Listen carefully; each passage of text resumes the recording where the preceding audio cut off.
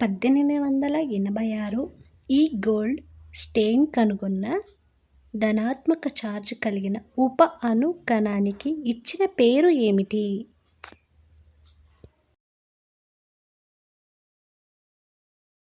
Electron.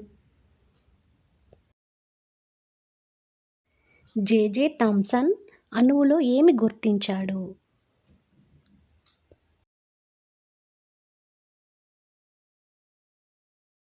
Answer electron. Gas డిశ్చార్జ్లో ఈ gold strain కనుగొన్న ధనాత్మక ఛార్జ్డ్ రేడియేషన్లు ఏమిటి?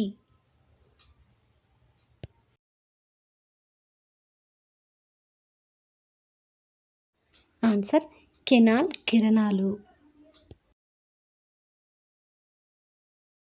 ఎలక్ట్రాన్ యొక్క ఛార్జ్కు సమానమైన కానీ సంకేతంలో వ్యతిరేకమైన ఛార్జ్ కలిగి ఉన్నట్లు కనుగొనబడిన ఉప అణు కణానికి ఇచ్చిన పేరు ఏమిటి?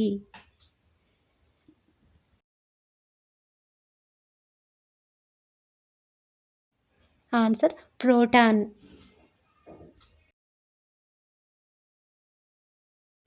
థామ్సన్ నమూనా ప్రకారం అణువు యొక్క మొత్తం ఛార్జ్ ఎంత?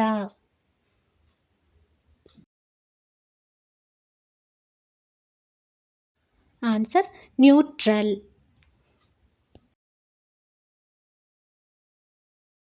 రూదర్ఫోర్డ్ అణువు యొక్క అణు నమూనా ప్రకారం అణువు యొక్క ద్రవ్యరాశి దాదాపు ఎక్కడ ఉంటుంది?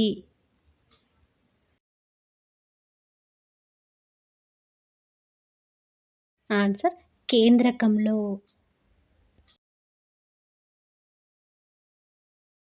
రూదర్ఫోర్డ్ అణువు యొక్క అణు నమూనాలో ఎలక్ట్రాన్లు కేంద్రకం చుట్టూ ఎలా తిరుగుతాయి?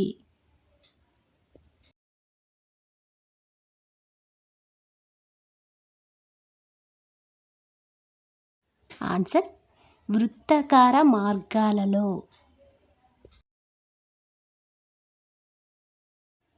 రూదర్ఫోర్డ్ అణు నమూనా ప్రకారం అణువు పరిమాణంతో పోలిస్తే కేంద్రకం పరిమాణం ఎంత?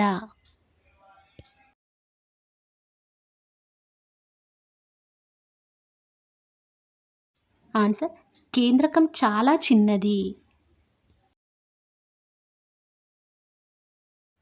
బోర్ అణువు యొక్క నమూనా ప్రకారం కింది వాటిలో ఏ కక్ష్యలు అణువు లోపల అనుమతించబడతాయి?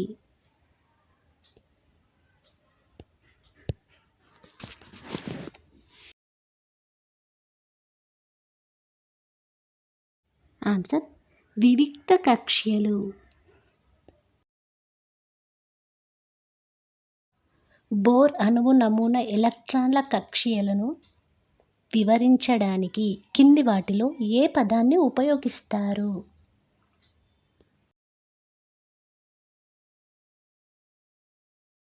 ఆన్సర్ శక్తి గుండ్లు. బోర్ అణువు నమూనాలో వివిక్త కక్ష్యలలో తిరుగుతున్నప్పుడు ఎలక్ట్రాన్లకు ఏమి జరుగుతుంది?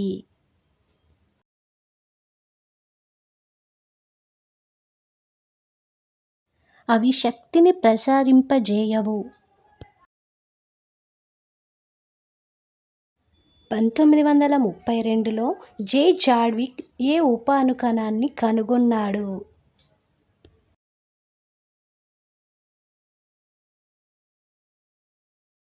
Answer neutron.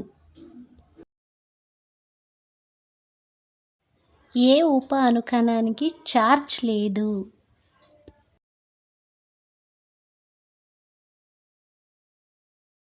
Neutron.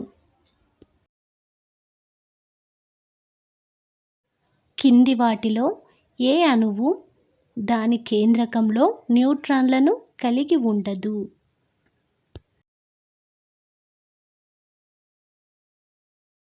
Answer hydrogen. Neutron ఎలా ప్రాతినిధ్యం వహిస్తుంది?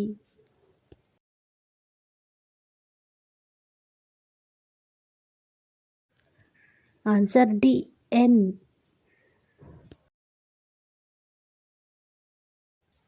బోర్ మరియు బరి నమూనా ప్రకారం మొదటి శక్తి స్థాయి లేదా కే షెల్లో గరిష్టంగా ఎలక్ట్రాన్ల సంఖ్య ఎంత?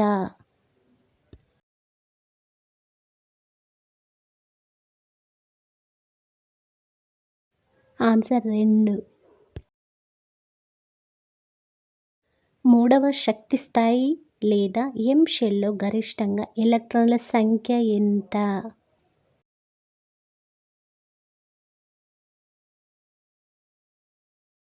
ఆన్సర్ 18. బయటి కక్ష్యలో గరిష్టంగా ఎన్ని ఎలక్ట్రాన్లను ఉంచవచ్చు?